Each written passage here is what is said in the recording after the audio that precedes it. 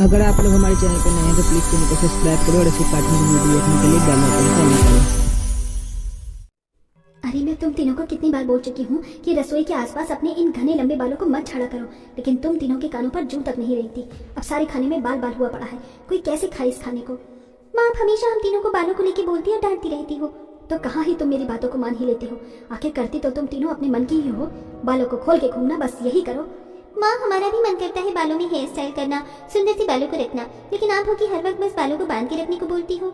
इतना कहने के बाद तीनों ही आंगन में आके बैठ जाती हैं और तीनों बहन फिर से अपने हाथों में कंघी को लेके अपने अपने बाल झाड़ने लगती हैं।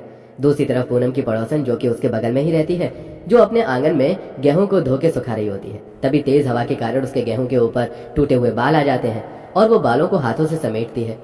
सीधा पूनम के पास आती है। वहाँ वो उसकी तीनों बेटियों को देख के कहती है, हाँ, मुझे पता था ये तुम तीनों के ही काम है। कई बार आगाह कर चुकी हूँ मैं। अरे ओ पूनम, कहाँ है तू? बाहर तो आ जरा। क्या हुआ? क्यों इतना चिल्ला रही हो? ऐसा क्या हो गया? तेरी बेटियों को कई बार बोल चुकी हूँ कि अपने बालों को संभाल के रखें, लेकिन नहीं। और आज तो हद ही हो गई। मैं आंगन में गेहूं धो रही थी, तभी मेरे गेहूं पर ये अचानक से बाल आ गिरे। और मैं बहुत अच्छे से जानती हूँ कि ये तेरी बेटी के ही हैं। मेरा सारा गेहूं गंदा कर दिया। हाँ, तो कैसे कह सकती है कि ये बाल मेरी बेटियों के ही है? आस पड़ोस में और भी लोग रहते हैं, लेकिन तू हाथ धो के मेरी बेटियों के पीछे पड़ी रहती है।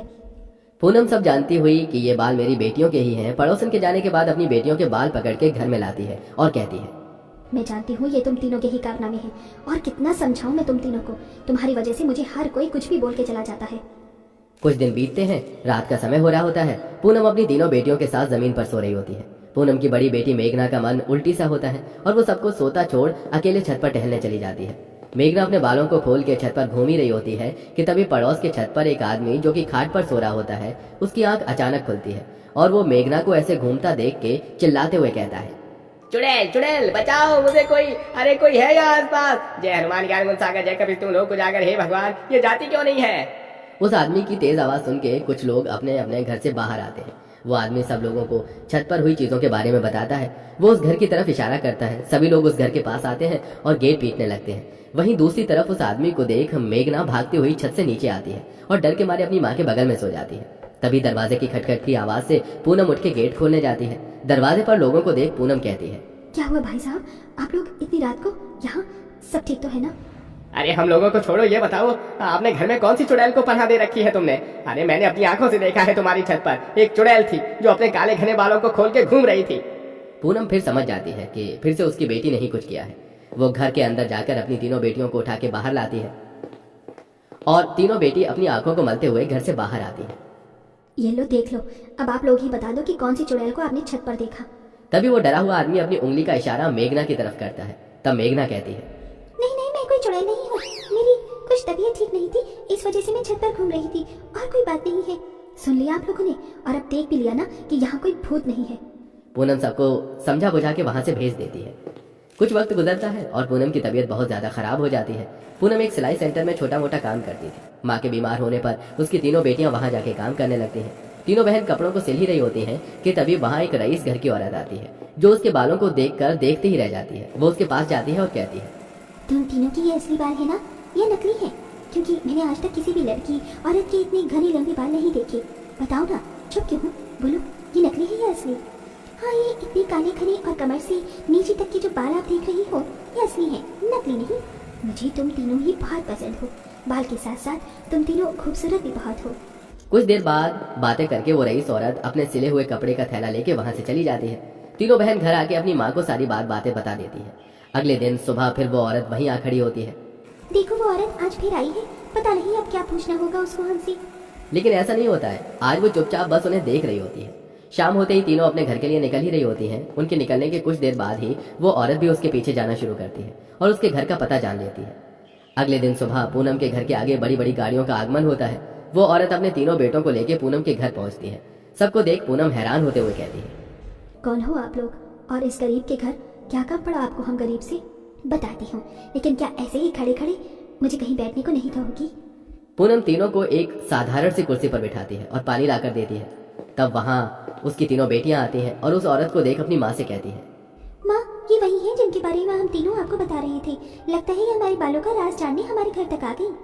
नहीं, इस बार मैं इसलिए आई हूँ, दरअसल मेरा शुरू से ही सपना था कि मेरे तीनों बेटों की जो बहुएं हों उनके बाल काले घने और लंबे हों। मेरे बाल तो आप देख ही रहे हो, कभी भी ये कंधे से नीचे तक नहीं गए, हमेशा मेरे बाल इतने छोटे ही रहे। इसलिए मैं चाहती हूँ कि ये इतने लंबे घने बाल वाली लड़कियाँ मेरे घर की लक्ष्मी यानी कि मेरी बहू बन जाएं। मैं अपने तीनों बेटों का रिश्ता आपकी बेटियों के लिए लेकर आई हूँ। आप मेरे घर को देख के अंदाजा लगा ही सकती हो कि मेरी हैसियत आपके सामने कुछ भी नहीं है। मैं कैसे आपके बेटे से अपनी बेटियों की शादी कर दूं?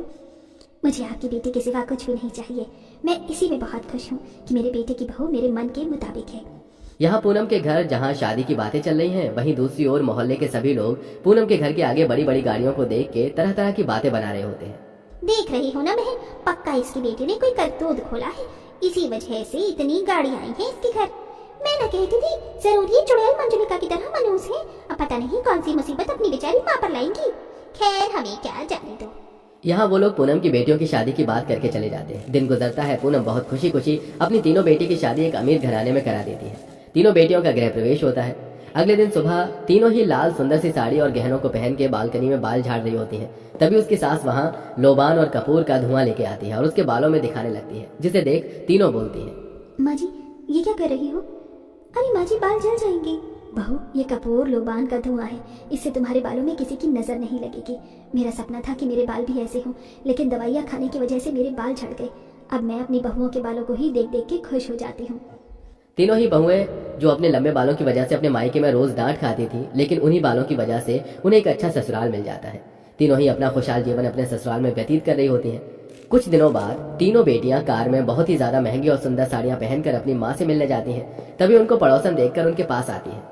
अरे क्या बात है मेरी बेटी, और बताओ तुम्हारे ससुराल में सब ठीक है? अरे बेटी, मेरी बेटी पिंकी भी तुम्हारी बहन की तरह है, अगर इसके लिए कोई रिश्ता हो तो बताना। तो देखा दोस्तों आपने, इसे कहते हैं नसीब। जिन बालों की वजह से लड़कियों को इतना सुनना पड़ता था या फिर सब उन्हें मनहूस और चुड़ैल बनाते थे, उन्हीं बालों की वजह से आज वो एक अमीर घर की बहुएं बनकर राज कर रही थी। इसीलिए कहते हैं जरूरी नहीं जिस चीज को हम अपने लिए श्राप समझ रहे हो, कभी कभी वो हमारे लिए वरदान बन जाता है।